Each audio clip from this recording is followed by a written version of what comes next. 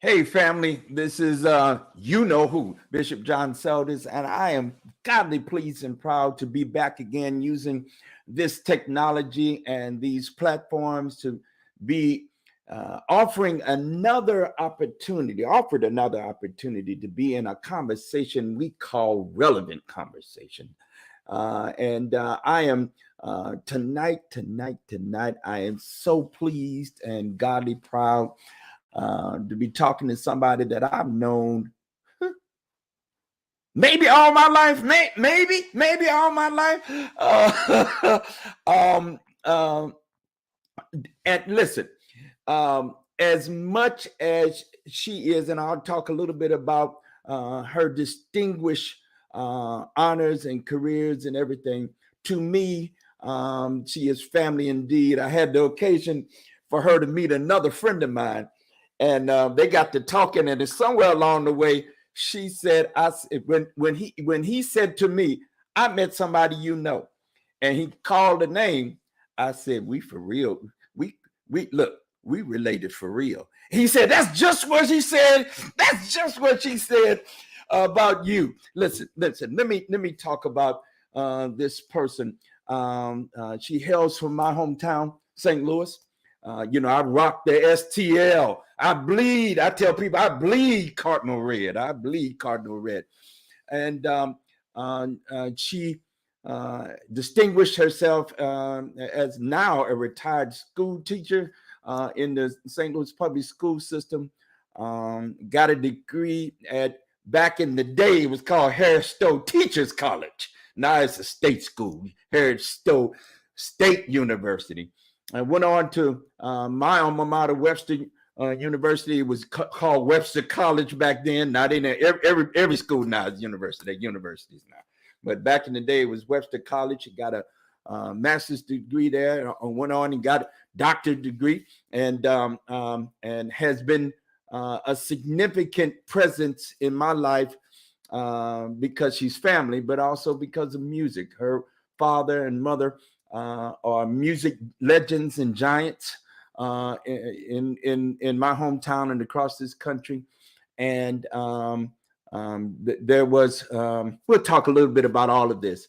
But these days, for the last since I guess 2011 or 2012, she was lifted up as the national president of the National Convention of Gospel Choirs and Choruses. She is the national president. I am so pleased and godly proud. Let me bring to this platform, bring her out the green room and with her stylish self. This is Dr. Marabeth Gentry. Come on, greet my peoples. Greet my people. Hey, cuz. Yes, how are you? You're looking good. You're looking good. Look at you. It is. So this is kind of, it's surreal because while you're known and you're a celebrity and all that kind of stuff, you my cousin Marabeth. That's all I know, right? And you're right. I've known you since you were born. and so I think I get this right.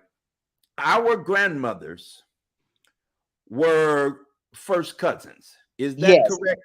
That is correct. They are children of siblings. Yes, that is correct. And so when my mother arrived in St. Louis, she had family in that spot, and you all were that. And so since the 1950s, when she came from the sticks, that's what she called it. She was called the sticks of Mississippi. She arrived in town, and at that point, when she arrived, she said there was none bigger in gospel music than your daddy and your mama, and the stuff that they were doing, especially cousin Geneva. She was out there doing the thing. She was doing the thing. The Golden Voice team, and I could go down that list, And what tickles me even today. She was featured in, and if some of you have remembered, and I guess I need to say this because you all, most of you who know me as Bishop John Seldis here in the Northeast, you don't know much of my music both ministry and my music presence and the Oh, family that I come songwriting, all of that, all of that. so Mhm. here is a bit of that lineage and connection for me, that's here tonight. Marabeth, you are, let me, excuse me, Dr. Gentry. No, Marabeth. I um, like that better.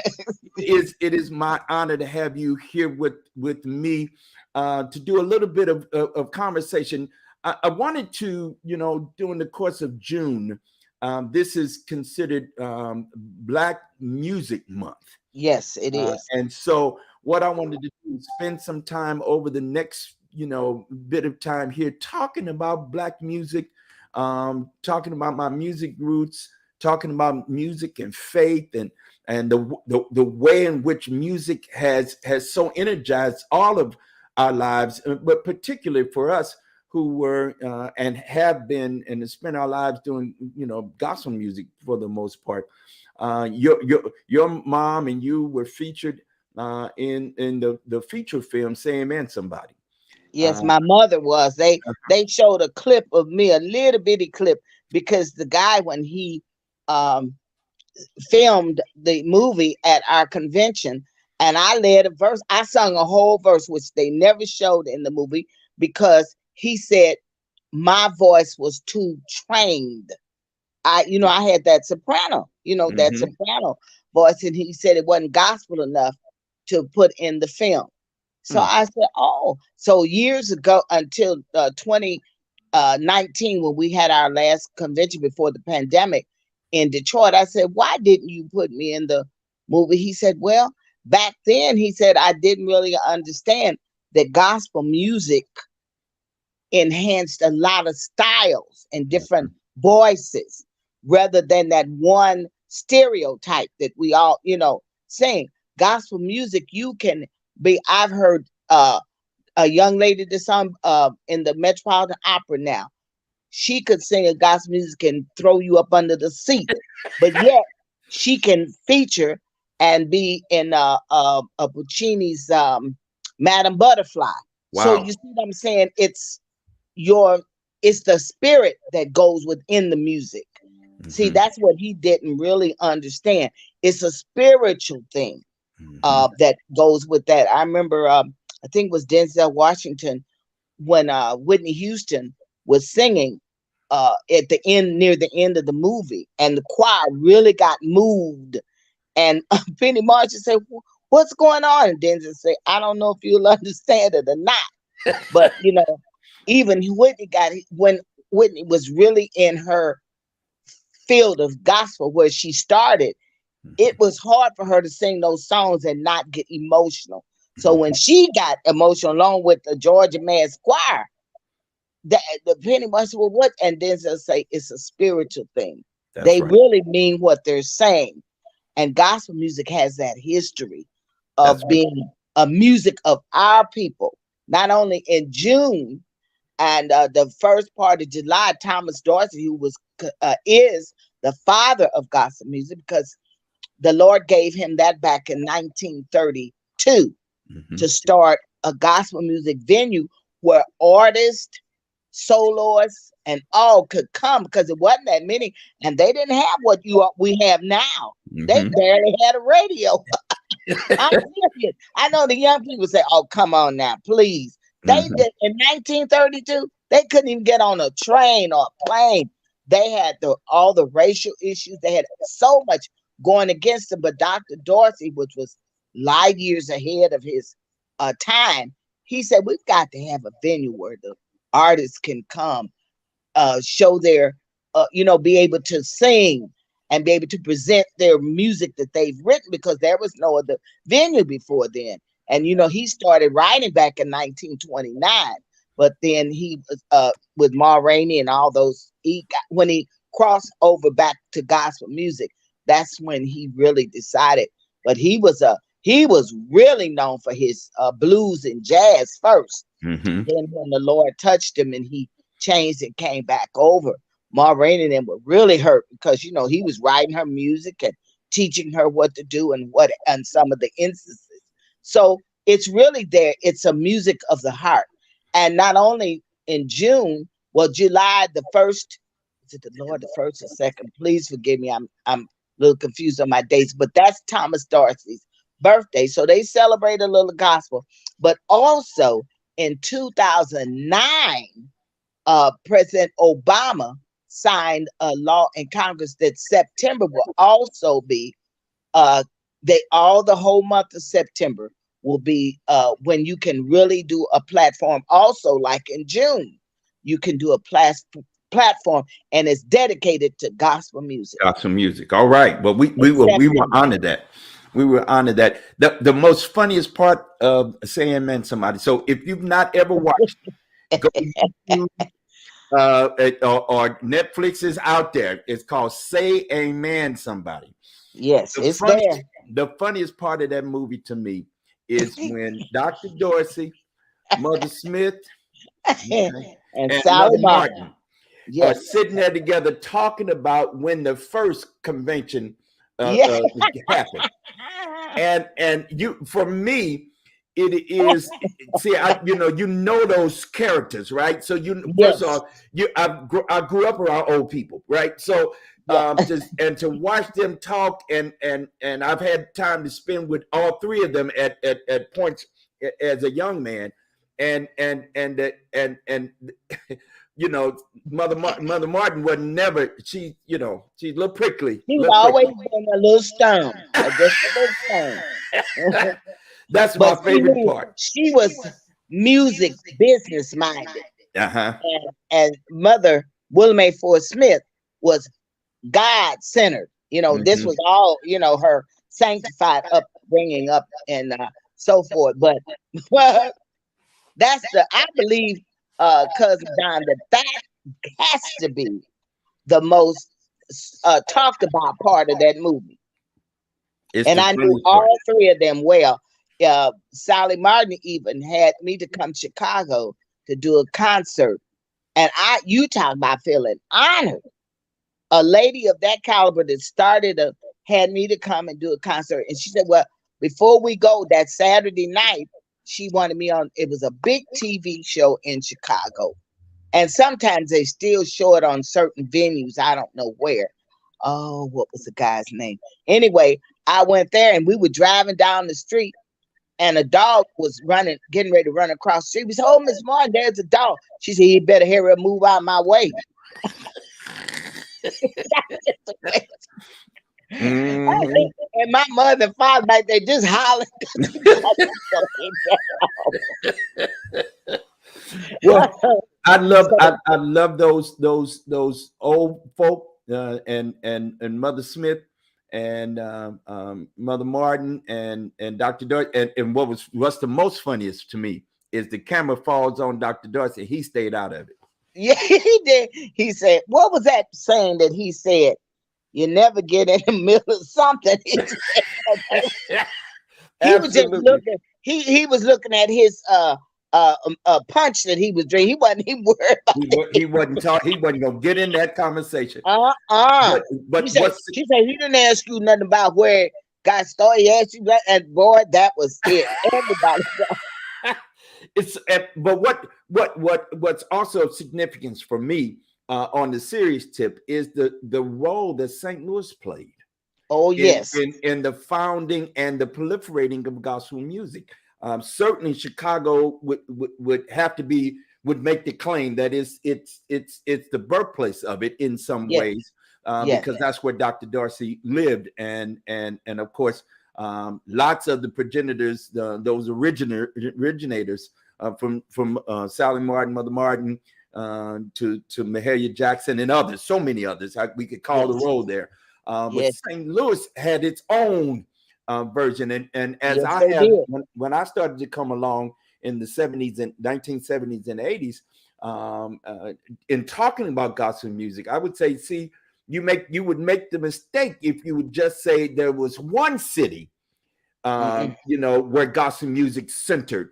that we had people like that and of that caliber in every major city where black people were, every urban Yes, center in the United States. Detroit, yes. St. Louis, Kansas City, Ooh, Indianapolis, New oh York, my and the God. region, Oh, Philadelphia. I mean, you could call the road any of where we were. There were music, gospel music pioneers who were forwarding the work, who were cutting records, and who were providing the spaces and places in yeah, churches. like Rosetta Tharpe. That's exactly Like you right. said, That's Mahalia Jackson. Now, mm-hmm, a lot of these people out of Chicago, Roberta Martin, mm-hmm, they were all out of Chicago. mm-hmm, And it was just something. I have to regress just a minute and let you know, we were not financially up. You know what I'm saying? My father worked and my mother worked hard every day. And we barely sent my brother and I to college, which we are so grateful for. But my mother and father couldn't go because they didn't have any money. mm-hmm, But when I truly say my life was rich, even though we didn't have financial riches, we had all kind of other riches. Mahalia Jackson came to our house.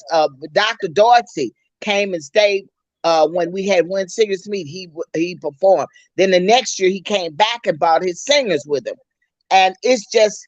And I knew all of these people. I can go down the list, and they are. James Cleveland used to call me Little Gentry, because of my parents, mm-hmm. and he respected them, and they respected him. It's always been a love there, even when I was a kid. Ooh, James Cleveland, then the O'Neill twins. You can start talking about St. Louis, like you just said. You go through all the Detroit, Matty Mouse Clark, all of those people. Mm-hmm. Back, they weren't as far back as Dr. Dorsey, but there were people ahead of them that Mm-hmm. got them interested into the gospel field.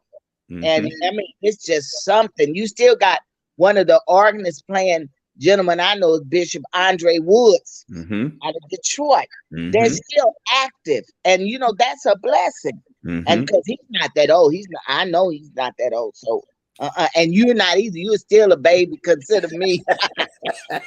And listen here, I'm 6'0", so I that old means something another. Whoa. Yeah. Well, So I just turned 75. look So at I that. was 15 when you were born. See, that's what I'm saying. I've been knowing you since you were born. I'm All 50. my I'm life. 75. Listen. So this is interesting to me. That we can track even the gospel artists today. You can track them and their gospel music lineage dates back through. Now, some would say, because I wrote some songs and got some notice with Edwin and Walter Hawkins, Yes. so I had some relationship there. But my lineage comes from your mother, your father, of the O'Neill twins in St. Louis, Oh, God. Mother Smith in St. Louis, L.G. Scott. Uh, Oh, Lord, yeah. these Austin A. Lane. Austin Lane, Uncle Oh Austin. my So gosh. so these are folk who helped me along the way. I was Yes. thinking about that Robert Ray. He was my piano teacher. Oh, So and between talking about Robert Ray, the St. Louis Symphony on May the that's 1st right. did a That's right. tribute to him, and I was there. And I was so honored that they mentioned my name and the persons that he had worked with. I said, me? I was thinking about all those other, people that he worked with, and they put mine. I just couldn't believe. But Robert Ray was one of the finest musicians that you ever wanted to meet, and one of the kindest hearts that you ever. And that place was full of people, and the music was off of the chain. Then Oh, they closed out with his piece that he wrote.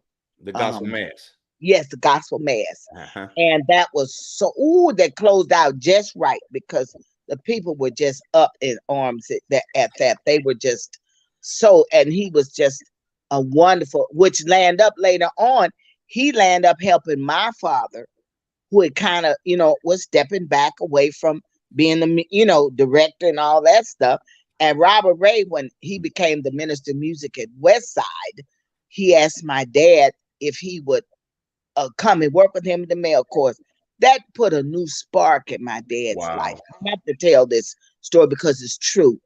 And sometimes when the musicians get old and they can't perform or do like they used to, we just throw them in the corner and we Mhm. forget about them. But that's one thing about the National Convention of Gospel Choirs and Chords. And I have to say this: we're 90 years old, and we got people that are our constituents. From what is this? We got people from out that are our constituents. Listen to this. Oh, we still there? I was trying We to still here. dismiss that noise. I don't know what happened. Come on, guys. See, I'm telling you, old folks shouldn't mess with technology. There we go. And but it was just so much that he had done, and my dad just got a new vision of life, Mhm. before him because of the kindness that was shown to him. And that's what Dr. Dorsey did. Dr. Dorsey in 1971, no, it was 74. I got the pamphlet. He built, in Chicago, he built a home for singers from all across the country. If they wanted to come and live there, like they might have been the last one left in their family, or financial stress, or no finances, or what have you. It was a 10-story building built from the ground up. He had the vision. Mother Sally Martin, Mother Willamette Ford Smith, and the board of directors put it into action. It was Wow. a beautiful building, built from the ground up. It wasn't any place renovated. And he did that. Of course, it's not in Chicago anymore. They took it over, and then somebody didn't take care of it. We didn't have the funds, so we turned it over to HUD, I believe it was. Mhm. And after that, it just kind of faded. But in Chicago, they are where Pilgrim was, where he was the minister of music, Dr. Mhm. Dorsey. They're building, Mr. Don Jackson and the Stellar Networks are building a uh, uh, museum, A gospel music museum, right? gospel Mhm. museum on the corner where the church burned Mhm. in 2006 or 7, something like when the church burned to the ground. Mhm. And but they left, the walls were left. Now, isn't that something?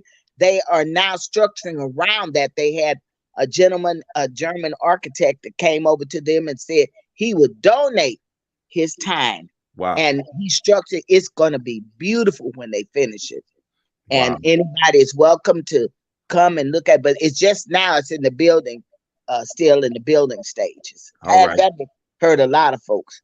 Yes, So sir. let's stay right there just for a moment. There may be some folk who are here with us tonight, or who may watch us, that we need to catch them up a little bit. Thomas A. Dorsey was a blues man during the 1920s, Yes, and then we'll call it, had a come to Jesus moment, and yes, he did. realized right, and realized that he needed to spend his gift and his time writing gospel music. But he was a jazz man and a blues man, so he began to pen songs with the text of the times, Yes, and with a little bit of scripture backing it up. But it yes, had all these bluesy rhythms and chords yes. and whatnot. And churches back in his day, they were doing what we would call anthems and hymns, Anthems and spirituals, hymns spiritual and songs. spirituals. They did And those three things. Yes. so Hmm. that of his day and time, it wasn't too pleasing to the ear for Reverend Doctor to have this bluesy music being played and used in religious settings and in church settings, back in that time and that day. He ultimately kept going, used the conventions. He would travel. He and he gathered a group of singers who would demonstrate his songs, Yes. right? Yes. Very Of true. which Mother Martin was one of those, and others, Sally Martin, Roberta Martin. It was a host of folk that came around. Mahalia Jackson was one of those. Oh, But yes. the He wrote proliferation. several songs for her. For That's her. right. If you get one of his old books that has the written music in it, you'll see dedicated to Mahalia Jackson. That's right. Um, That's right. the theme song for First Church Deliverance was written by Dr. Dorsey. Highway Jesus to is Heaven. the light. light of the Jesus is world. the light of the world. Yes. Uh-huh. And it's just been a lot of things. And years earlier, Aretha Franklin was in the National Convention Youth Department Mhm. when my dad was there back there, and in the youth department. She was a member, and so was Della Reese. Mhm. What, oh Lord, the other, it was a blues singer too. Two two blues singers that were, and I can't think of their names, it'll come to me. But they were all members of the National Convention. And then as they grew, and Aretha Franklin, James, all them came. And James Cleveland was my music director in the convention Mhm. until he started doing music. And then the record companies got hold of him and Mhm. said, man, why don't you start your own convention? Because the record companies were just pursuing, and he was getting them artists for these records. So they wanted to promote him. Mhm. And so when he went to Dr. Dorsey and talked to him because he loved him. Dr. Dorsey was the first man to kind of show him gospel chords. Mhm. And then he took up with Roberta Martin. Mhm. Roberta Martin. And if I know because you know a lot about the history. The Roberta Martin she was light years ahead of women that could play the piano. That Mhm. lady was off the chain. And she stepped back, even traveling. She taught the girl, they used to call her Little Lucy. She taught her how to play so well. And I hope I'm getting my history all, but I know that's how it happened. And she stepped back to raise her children once she Mhm. got there. But these people were instrumental in many gospel artists' lives. That's right. And the proliferation of gospel music came through the conventions. Back in these days, we're talking now the 1930s when your convention began, Dr. Dorsey and Mother Smith and Mother Martin and others, and through the 1940s and 50s and 60s. Yes. The way gospel music proliferated were literally through the National Convention of Choirs and Choruses. We call it affectionately the Dorsey Convention. Yes, Uh, and that's what people still call it because that's they right. say they get tongue tied when they say the National Convention Gospel Choir Course. They say, is there anything short? And then so at first the family, we were a little hesitant about using the Dorsey Convention because there was some logistics that were going on at that time. But when they realized this was their father and grandfather's legacy, they Mhm, said, please, you go ahead and use Dorsey Convention. mhm, And mhm. that's why it's easy for people to remember. And as we celebrate 90 years, Donnie McClurkin told us, or maybe a couple of months ago, we were on the phone with him. He's going to be one of our artists this year, and he's coming because he said we owe so much to Dr. Dorsey. He came back in 2018, and he said, "Now, how long you all been going on?" I said, "Since 1932." He said, "This is one of the best kept secrets in the music industry. Is your Mhm, convention." He mhm. said, "The music is good, the spirit is high." He said, "Oh my gosh." So he's coming back this year to be with us. And as you know, Hezekiah, to let you know how relevant this music still is, you got some creators that are out there now, such as Bishop Hezekiah Walker, Donald Lawrence, and many others that wrote music. Um, every day is a day of Thanksgiving. Now, almost everybody knows that. Every woman in the kitchen or walking around saying every day.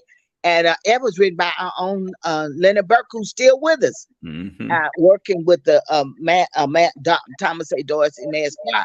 You have Carol Antrim, that I know you've heard of that lady. She wrote many songs, and what's Daryl Coley made Mhm. two of her songs, Sovereign, and He's He's Preparing Me. preparing me. Yes. Yes.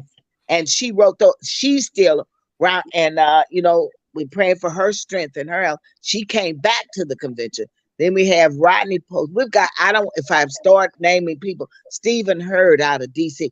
All of these people have been supportive of us. And Dr. Bobby Jones, And you mentioned one of my favorite people, and that was the one and only Edwin Hawkins. Yes. I loved him.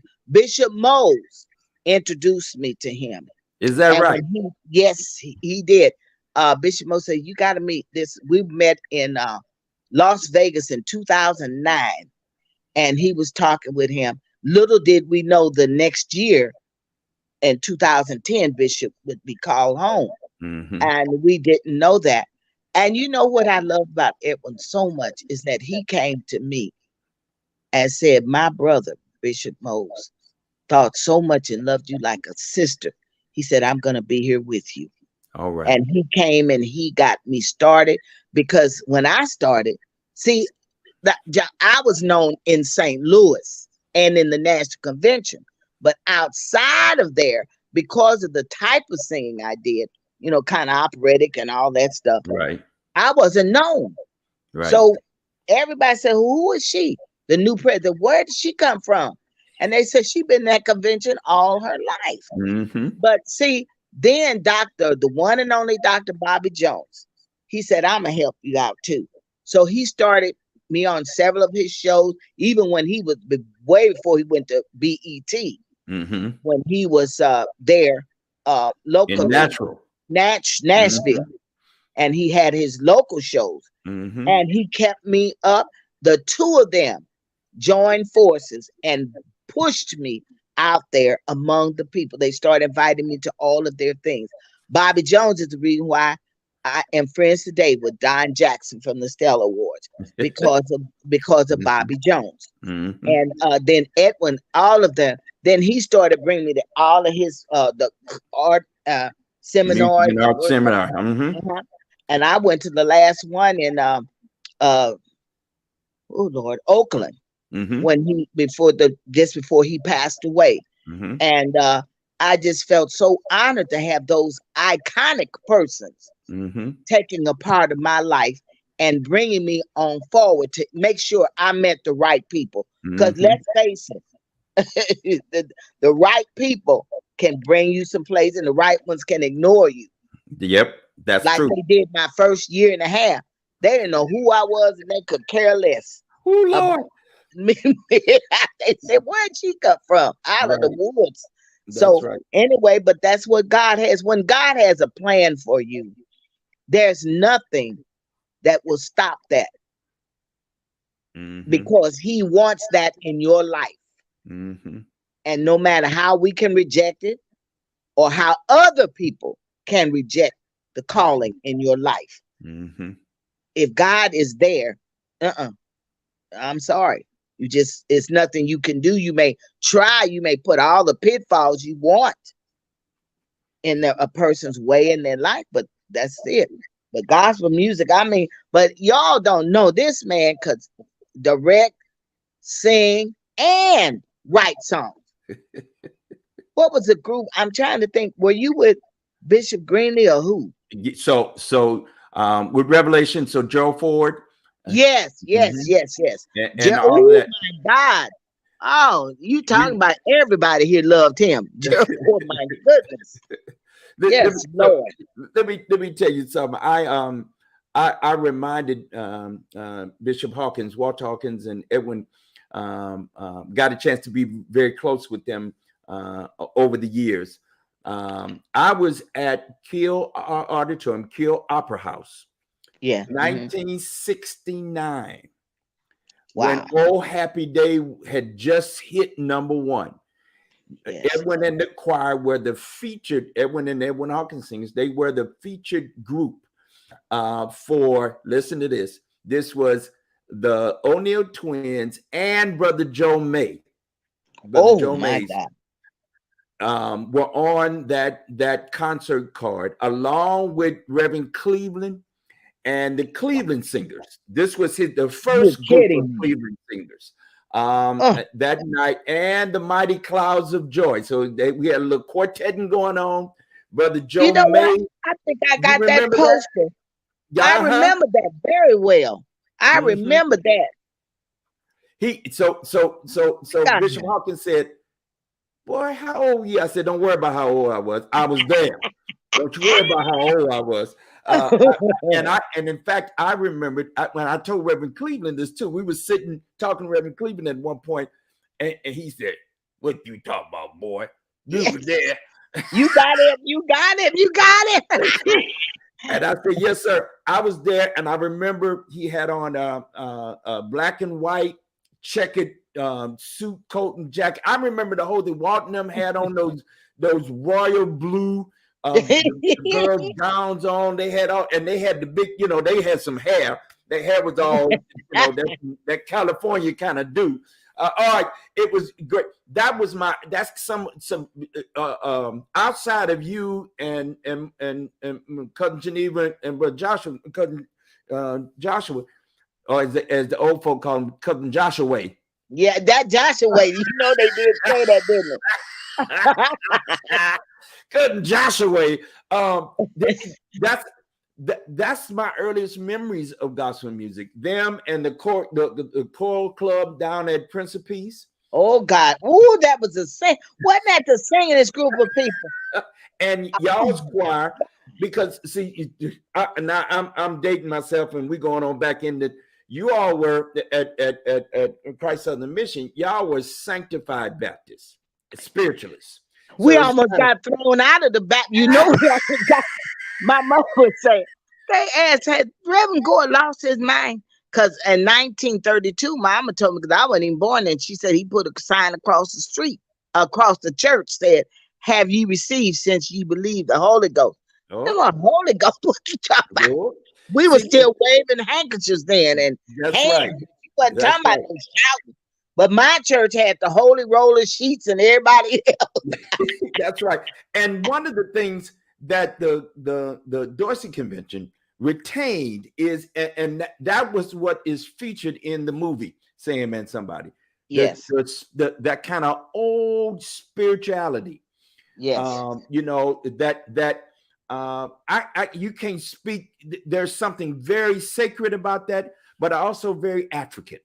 Now that I've had the opportunity to travel a little bit and travel the world to see how our people did it. And we brought that kind of innately into our practice of even gospel music within the context of our Christianity here. Those of us who had Southern roots coming to the North and practicing our spirituality in these urban environments, in these urban settings, the spirituality of the communication of the gospel through music. That, for me, the Dorsey Convention always maintained that, right? And certainly we had, Reverend Cleveland started his convention in 68 or 67, 68. And then Edwin and Walter started their seminar and their conference in the early 80s. And then now there's the proliferation of many different versions of these kind of spaces and places. You all and the Dorsey Convention was the first and the original, but also maintained that kind of spirituality that certainly, at the end of the day, it's gospel because of a sound, but also because of the text and because of the gospel means good news, right? And so that's what he said, and that's what it means. Good news. It doesn't have a necessarily today. We can't say it has a style because it has all musical genres. We would say gospel music crosses. But what makes it gospel is this spirituality that's gleaned through both the music and the text. We say it this way, in a secular way. You say what comes from the heart reaches the heart. Yes, it is that exudes this spirituality that grips you. So that I was playing in the church in Chicago. I was the music person at this church, and it was a multiracial congregation. And one of the ladies said, "Oh, do you know Precious Lord?" I said, "Yes, ma'am." She said, "Oh, it's my favorite song." She said, "Could you play that sometime?" I said, "Well, yes, ma'am, we could play it. But let me tell you, my grandmother was a musician. And I come from musical people. You don't know that, but I do. And your mother, I knew she was musical. I did. That's I right. found that out, and my pastor now, Jeffrey Rohn, loved your mother to death, and how she would get you all together and do things, for you guys and what have Mhm. you. So I know it's a spiritual thing. It is. Pastor Ron likes like my mama's biscuits. Let me just tell you Biscuit. right there, Now, biscuits I on. wasn't gonna say all that, but that is what he told me. Jeffrey, Pastor Ron and I are very good friends and have been I friends for many years. And so he liked them biscuits. My mama made biscuits from scratch. That's Right. the Mississippi biscuits. But this for me. I said to this woman, I said, now let me tell you, my grandmother, we would sing that song, but it wouldn't be a kind of "it's my favorite song." My Mm-hmm. grandmother would reference that song when she was trying to get a prayer through, Mm. because of what it meant. And then I told the Mm-hmm. story of how Dr. Dorsey, in the losing of his wife and his newborn child, Wow, they, yes. they made transition, and it was in response to their death. He Yes. writes, "Precious Lord." Well, Yes. all of a sudden, that gives you the context for Yes. "Precious Lord." Take my hand, lead me on, let me stand. Let me So, stand. now it's okay. It can be your favorite song, because, and I know what she meant. It touched her, and it Yes. reached her and it gripped her in a certain kind of way. But that's the meaning of gospel music. Whatever the style. I mean, we got hip hop gospel. Some of it, now I don't know what you're talking about. And I'd be like, "Ain't that beautiful, baby?" That's now I done got old, man. Now I say what y'all you say. Amen. Ain't that beautiful? But I don't know what they're saying, and the beat is too much. It's some of this. It's all that old hippity hop. But You talking we about can go from precious there, Lord? right? Uh-huh. We can go from there to that bluesy, Yeah. them old blues notes that Dr. Dorsey and others brought to us in this idiom. And I believe, for me, that what we do now, and what I am thankful to God that you are here to convey that to young people and older alike, and remind us this is the space and place that gospel music holds. It is the space where our spirituality, as we understood it. I tell people all the time, there's not one Christianity, there are multiple Christianities. Yes. Yes. Ours is a version of it, and we Yes. had a number of them. Your church had a kind of one. We was sanctified Church of God in Christ style, so we had another kind of version of it. The apostolics Yeah. got another Yes. version of it. But then when we all come together, Yes. and that's what we glean. Your mother and father started a program. How long has When Singers Meet? This year we celebrated 80 years Look at that. of presenting, and I said, wow, never had they had to miss one. But when the pandemic hit, we were the last program in In 2020. 2020. I'm sorry. Mhm, It was mhm. 20. It was right at the peak. That next 2 weeks after they start talking about COVID, and they would have to shut down. So we were the last big program. And this year, celebrating the 80th year, Wow. I had never, ever, all my life, seen anything like that. Because we went from East St. Louis. It started in East St. Louis, and we moved forward from East St. Louis on and on. But this year, the people were hanging out of the door, and I Wow. literally, because they hadn't been together like Mhm, that and come mhm, to a spiritual concert like that since the pandemic. And mhm. the people said, "Oh my God, oh my God, we really missed this." And that's all the comments I got. We're so glad you started it. We thought you were gonna quit. I almost did. I said, I'm too old now. But I said, I'm gonna carry this on as long as I have breath in my body, because my parents, that was Mhm, their gift from God. mhm. And so I'm gonna still try. But we celebrated 80 years this year. Wow. So for those of you who don't know, again, we talked about Dr. Dorsey and the convention movement that proliferated gospel music. But in many cities across the country, urban centers, there would be groups and organizations and individuals who were lovers of gospel music who would gather the singers. Yes. who would gather the musicians, and they would sing to and with each other, and they would carry on this musical tradition within the context of worship, right? It's Yes. service as well. And your mother and father, my cousins, did this thing called When Singers Meet. It was always in March. It kind of was the first of the singing, spring into summer singing, Right. Mhm. concert traditions. And so you have continued that tradition. Now it has 80 years. 80 Um, years. 80 years. I couldn't believe it. I really couldn't. Wow, wow. Well, this is this the here's another thing I wanted to raise. As you understand your setting now that you are, let's really be clear. Dr. Dorsey was the founder of the National Convention of Gospel Choirs and Choruses.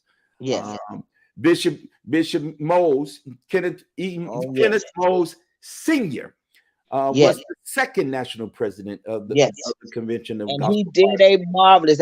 See, what I have to stop you right there. Both of them trained me.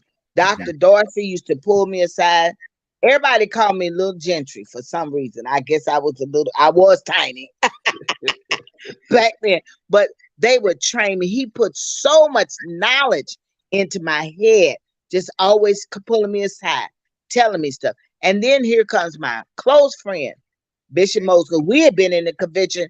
He was 7 when he went, and I was born in it because my parents, were there already. And it's so strange that both of them put into my life and my spirit what to do, how to do, training me all along. Never think, because I didn't want it. Honest to God, I didn't want this presidency. But when he kept saying, "You gonna be it," I said, he anointed my head in 2008. Wow. And he said, "I'm passing the mantle on to you." And it's always good to have a audience of witnesses. We were taking down the declaration from consecration at the convention. And he stopped and came over to me and said, "I'm led to tell you." And he put his palm on my forehead and said, "I'm passing the mantle on to you." Of course, I passed out. But when the next day I saw Bishop Moses, I said, "Bishop, you can do anything you want to." I was truly inspired, but that lasted all of less than 12 hours. So I am not going to be the next president. He said, now that is just as awful as it. You said that lasted about 12 hours. Look at here. I Yeah, ain't doing that that. whole inspirational thing lasted about 12 hours. Then I was through. Oh, Lord. I told him, I said, I ain't the one. No, sir. So Yeah. he said, that's all right. I don't have to say nothing. Time will tell. That's what he told me. And I Wow. said, okay. But and then now it's my turn, and I'm getting ready. I'm trying to work it so I can get out and give young people a chance. But Mhm. even my young people came and said, "You got give us one more year." I said, "Oh, children, y'all don't know what it takes to be Mhm. the president. You understand because you're in leadership.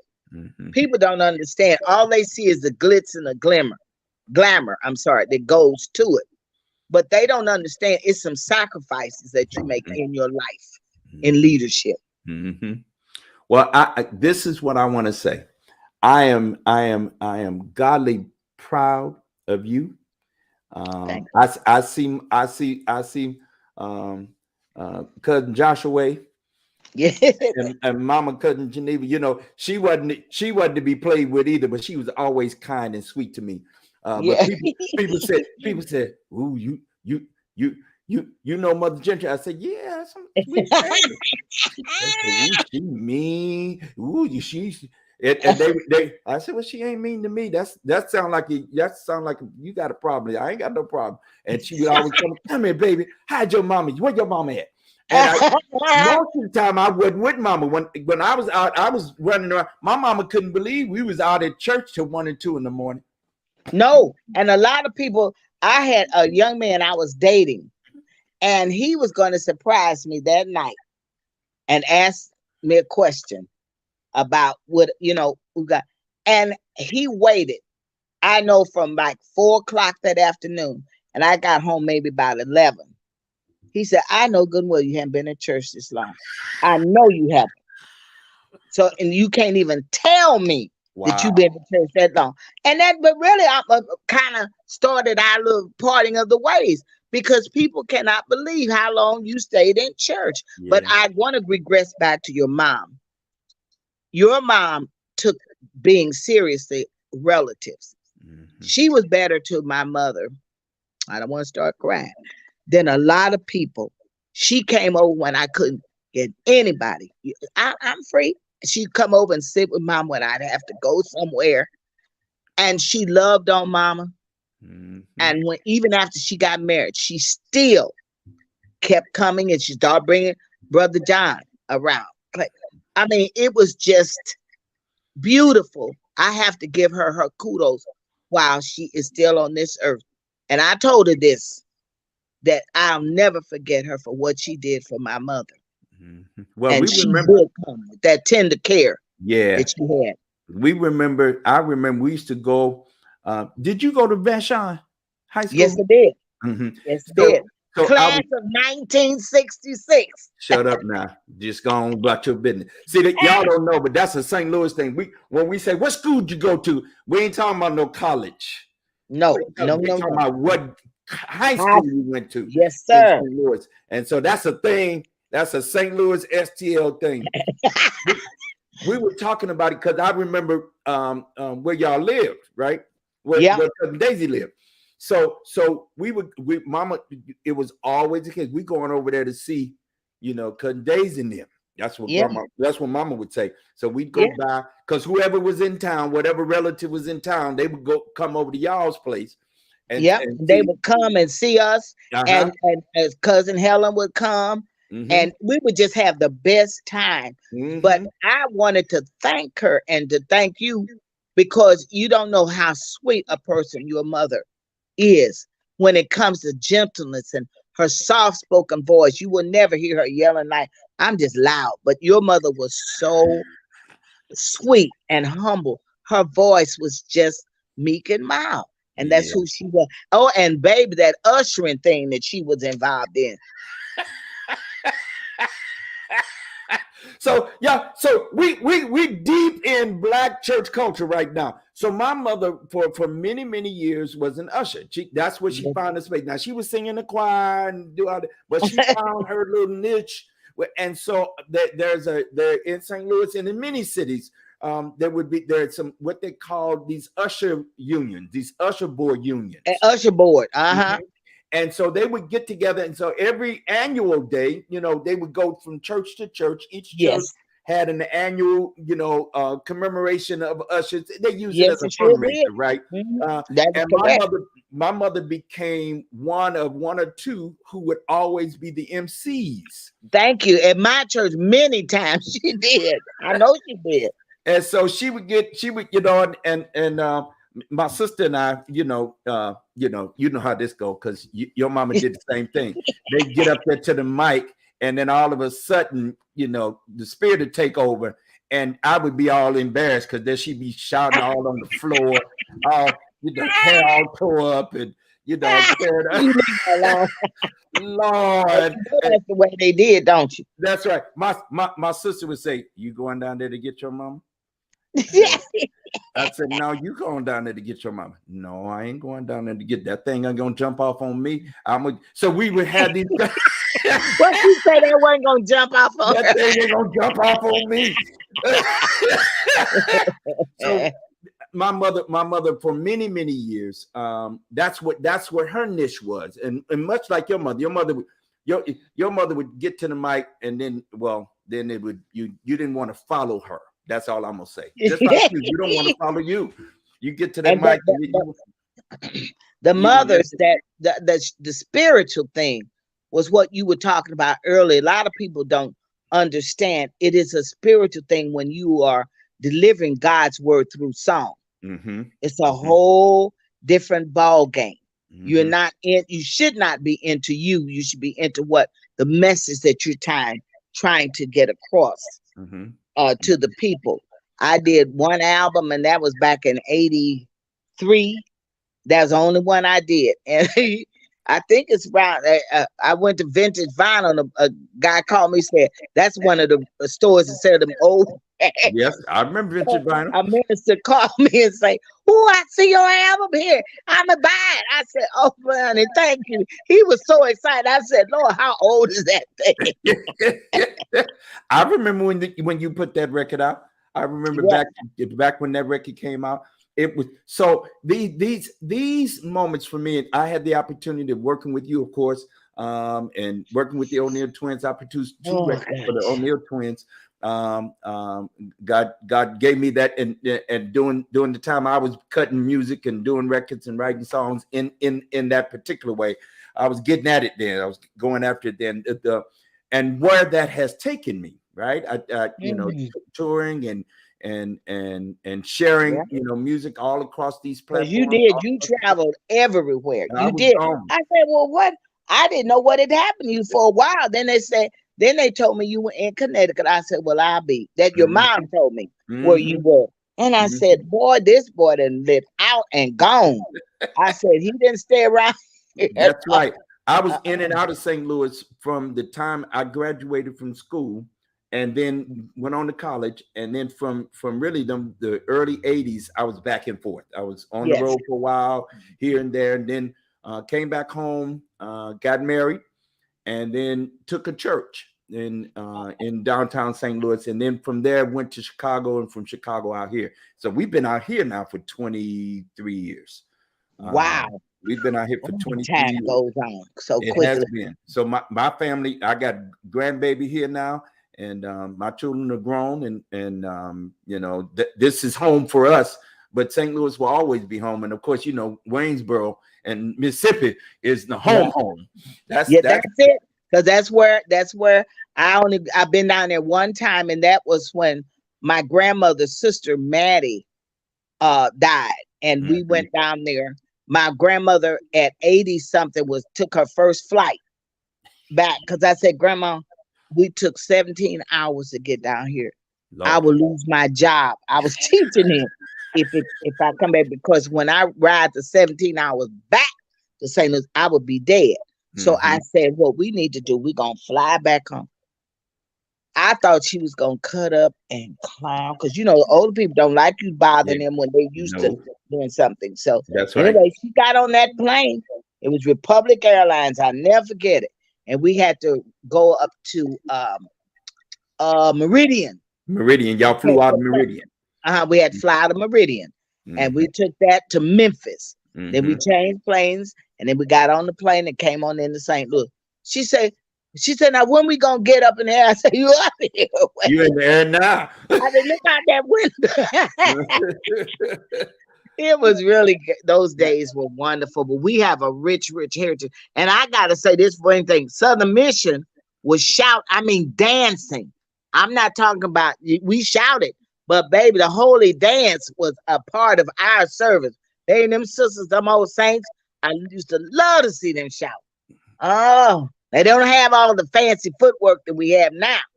But baby, they would jump up and hop on the heels and everything else. Mm-mm.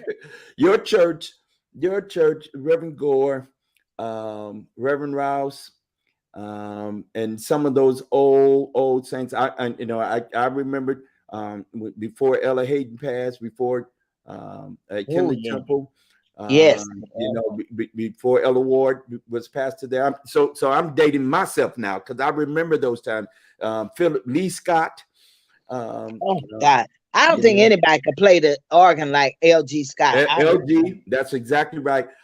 Bishop Austin. So I remember Bishop Austin at Temple Church on Oh, Washington Lang. Street. Oh yes, yes, yes, Uncle, yes, so Uncle Austin's daddy yes. was the pastor. And those of you who don't know, Angela Winbush, if you know the singer from Renee and Angela, and she was married for Yeah, some time with Ronald Isley. yeah. Angela Winbush's grandfather was a preacher and a pastor. Yes, it was. Yes, he Uh, was. so from my hometown, they did a TV show called Unsung with Angela, and Oh, did you see that? I Wasn't that did. beautiful? So you know where we used to live. So Yes. Angela lived 6 doors down from me. So Oh, you're kidding. Angela Mm. used to in the show. at the very beginning, she said, I would be practicing in my living room, and then there'd be kids who would be at the window and they'd be Yeah. out there mocking me.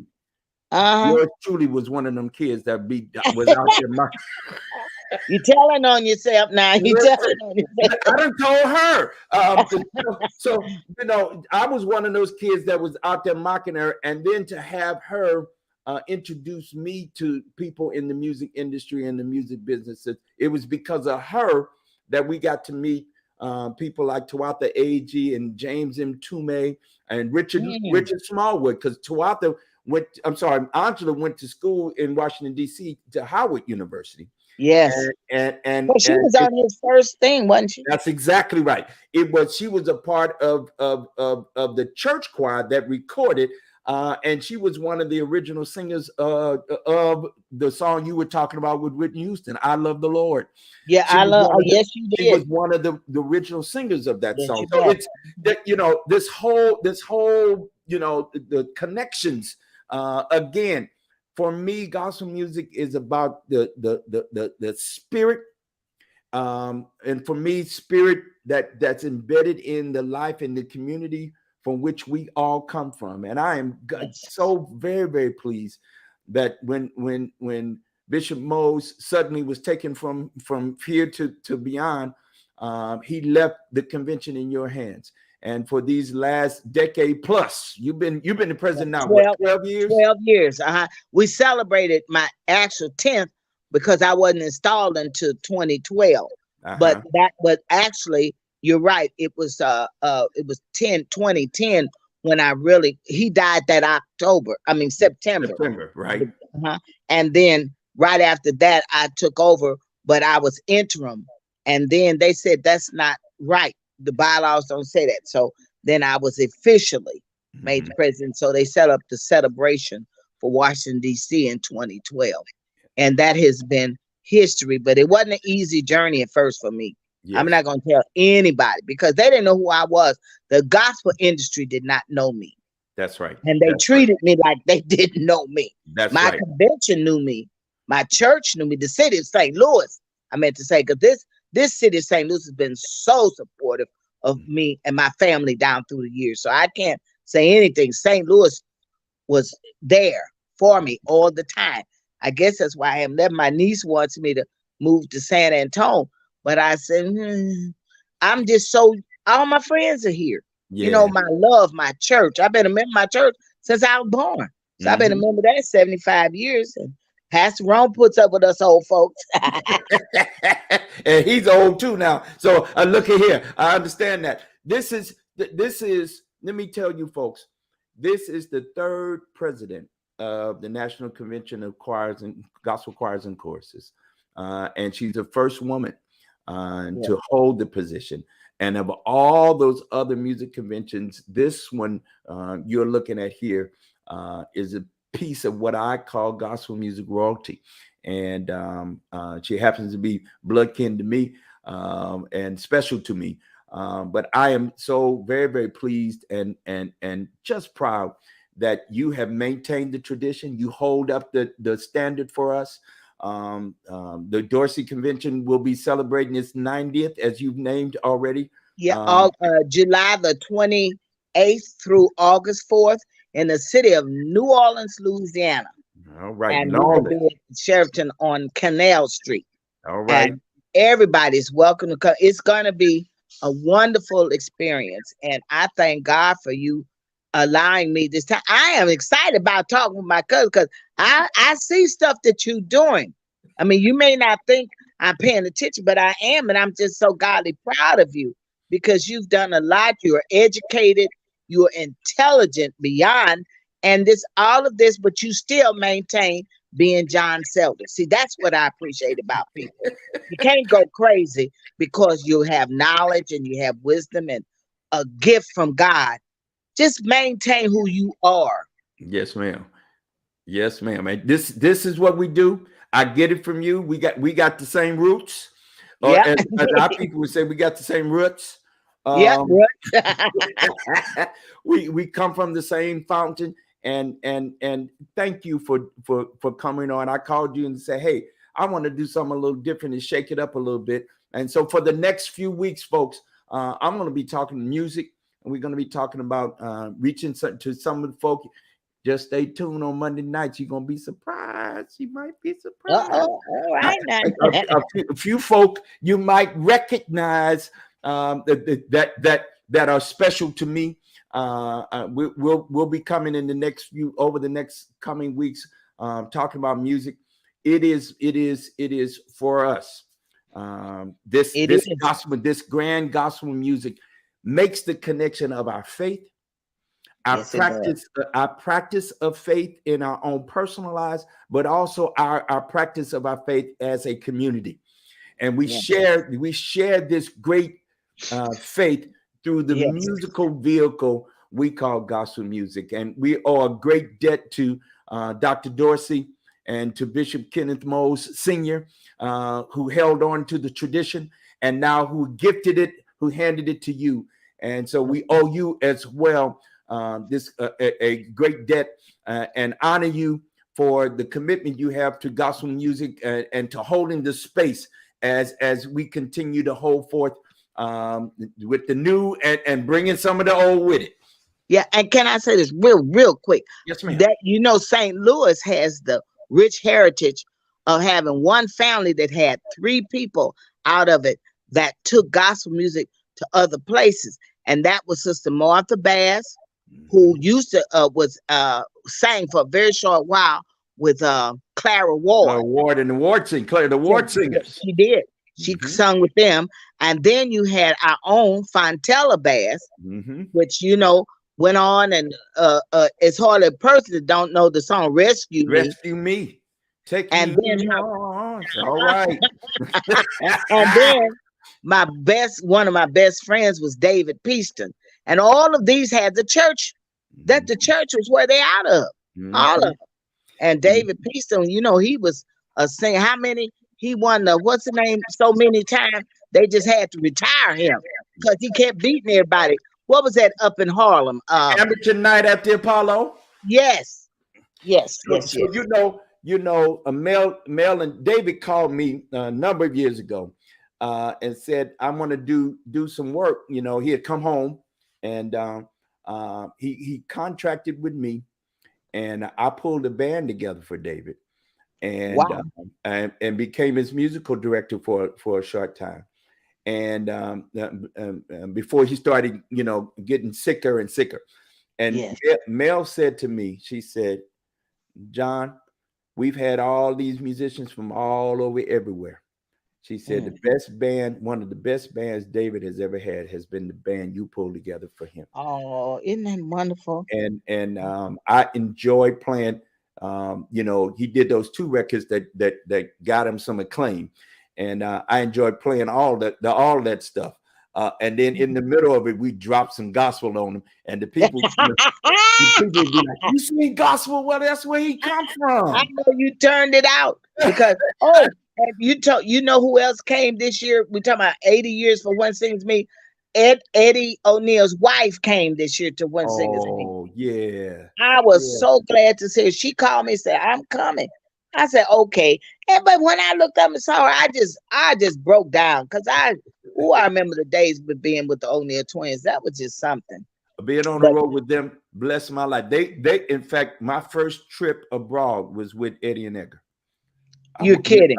I went to London with them. With Sonny Ward was in that. That's right.